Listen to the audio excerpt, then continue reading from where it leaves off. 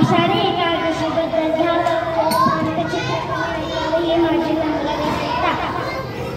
आज आषाढी दिवस आहे म्हणजेच एकादशी। मराठी महिन्यातले एक असा सण आहे तो म्हणजे आषाढी एकादशी म्हणजे विठू माऊलीचा दिवस।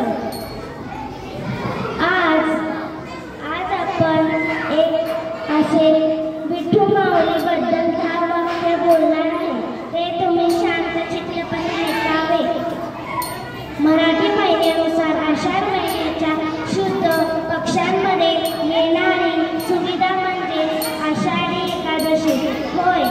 मराठी महिन्यात असा एक दिवस म्हणजे आषाढी एकादशी। एकादशीमध्ये आपल्याला असा एक शब्द आहे की देवशयनी असे नाव बोलतात। विठ्ठल, पंढरी आणि याचे विठू